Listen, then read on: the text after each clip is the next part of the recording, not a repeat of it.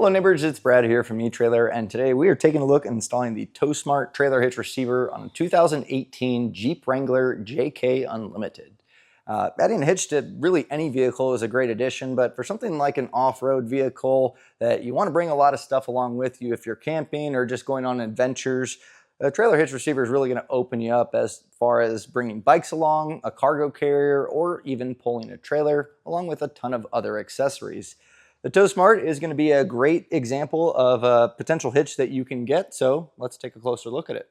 This is going to be a 2" by 2" receiver tube opening, which is going to be great for a lot of different accessories. This is kind of the standard size when it comes to trailer hitch receivers, so when you're choosing all those accessories, you'll have tons of options. Now, all of your accessories are going to stay in place with a 5/8 pin and clip. Now, some accessories will actually come with their own pin and clip, which is nice. 5/8 is going to be the standard for ball mounts or whatever it may be. Now, if you are going to leave your accessories on for extended periods, you might want to look at a locking pin and clip. It's a good deterrent for anyone that's walking by that can't just take your pin and clip out and take those accessories with them. Now, our safety chain loops are a plate style. It's just a circle. When you're hooking up to tow a trailer, your standard S-hook, it shouldn't be a problem. It does kind of keep it at an angle, but it's still going to be safe. And even a larger clevis style should work on here with no issues. To safely tow or use accessories with your Jeep, you're going to want to adhere to the weight capacities not only of the hitch, but also what the vehicle is capable of. And our hitch is rated at a pretty decent capacity as far as gross trailer weight rating with 3,500 pounds, and that's going to be the weight of the trailer plus the accessories loaded onto it. Your tongue weight rating is going to be the downward pressure on the inside of the receiver tube opening, so that accounts for a lot of your suspended accessories. And 350 pounds is pretty solid for that. That generally means you can get a 4-bike rack loaded up or a cargo carrier loaded up on vacation. Just make sure you're not going over that. Now, if you need to get a little bit more capacity out of the hitch when towing a trailer, you can use a weight distribution hitch, and it's going to bump this up to 4,000 pounds, so you can squeak out a little bit more from the capacity, and your tongue weight will go up to 400 pounds. Now, when choosing accessories, you do need to be careful with the Jeeps. Because of the spare tire, it really does sometimes make it to where you can't use foldable accessories without an extension. Those extensions will lower capacity. So choosing the right one out the gate is definitely going to be helpful. And I do like that this one sticks out pretty far. But some of the other ones, they'll sit back a little further recessed. That should gain you a little bit of extra, but measuring from the center of the hitch pin hole to the furthest point on our tire, it's right at about 7 inches. So choosing something with a longer shank probably makes a lot more sense than just a standard one. Same goes for ball mounts. You want to put that ball out a little bit further so you can easily hook up to the coupler and not have to worry about making contact with your tire. Those folding accessories, again, you do want to check that measurement. You can take a look at some of our videos with accessories to show you how it interacts with the Jeep, and that's really going to help you decide which one's going to work best. Now, as far as towing, you want to make sure that you have your trailer as level as possible, and the best way to do that is get the proper riser drop necessary. Now, you can always get an adjustable ball mount, but if you want a fixed ball mount, what you can do is measure your trailer on flat level ground from the ground to the top of the coupler. Our measurement came in at 22 inches, so based off that, you should be able to determine the riser drop necessary.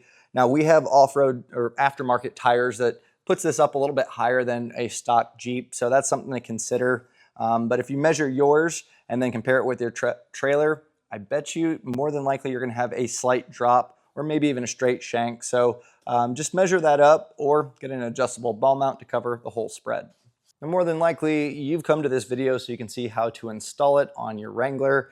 And this one is pretty easy. You're really just raising up the receiver, putting 4 bolts through, torquing it down, and that's it. But sometimes tolerances from the factory mean that you do have to kind of burr out some of the holes to make room for those bolts to pass through.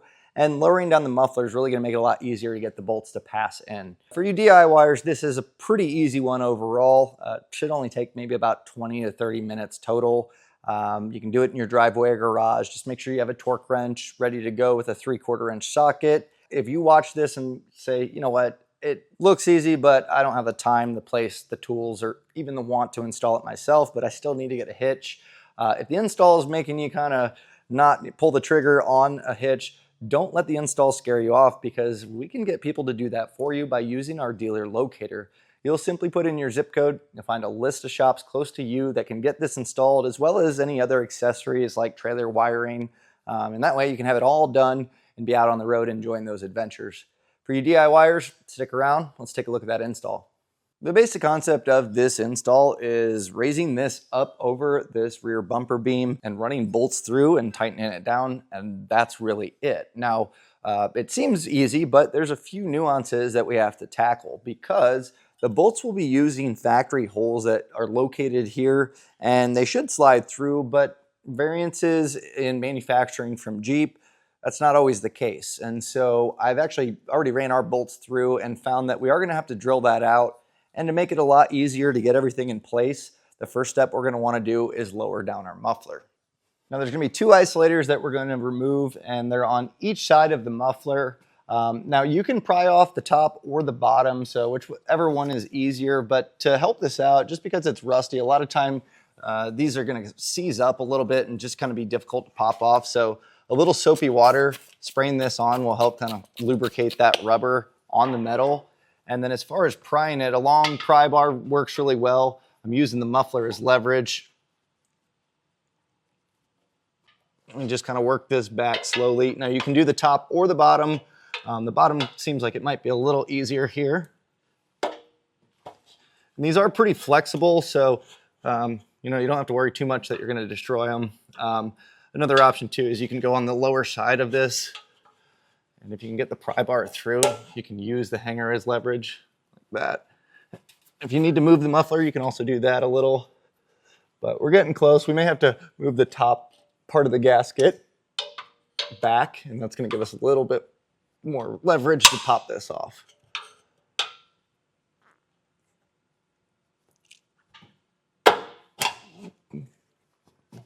Then we'll get the other side off as well. With those removed, that's going to give us space to be able to pull this down. And what I'd recommend doing is take your bolt, and the 4 holes that the hitch is going to go through are going to be just located here. So if you run the bolt through and it passes in, you can say that that one's good. But as you can see, I mentioned that the tolerances from the factory aren't very great from Jeep. So we are going to need to enlarge this just a little bit. Not all of them are like that. You can see that one passes through with no issue. So I'm going to grab a drill and a drill bit so we can get this kind of large enough for our bolt to pass through. I'm using roughly about a 1/2 inch drill bit, basically a little bit larger than the bolt will be fine. And we're just going to work this through until we get that extra flashing taken out.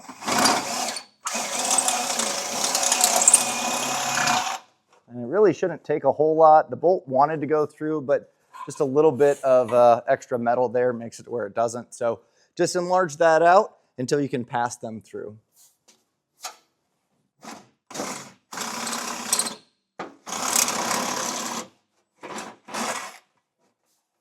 Now we're ready to put our hitch up. So grab your bolts, and there's gonna be a flat washer. We're gonna put that on the head, and you can get the rest of your bolts set up, because as we raise this up and align the holes, pass one through, that should hold it in place.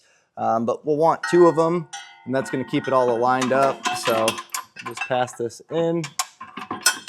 Got that one there. I'll do the same on this outside. And then we'll get our other 2 bolts in.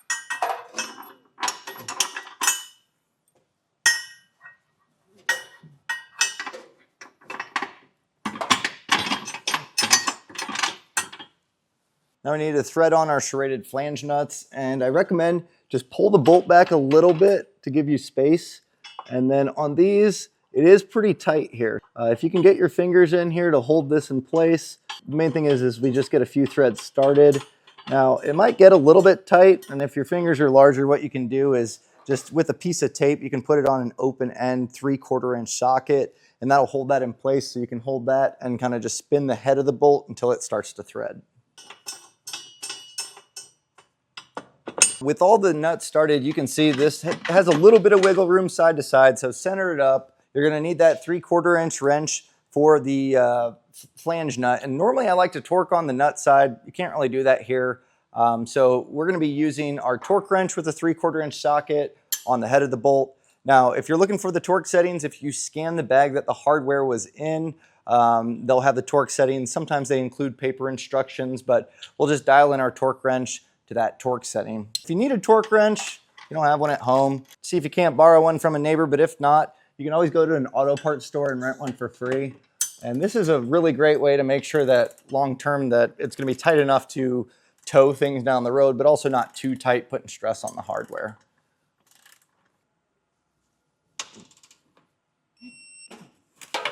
So with all of the hardware torqued down properly, all that's left to do is get your isolators put back on your muffler. Then you can load up your accessories, put it in your pin and clip, and you're ready to hit the road.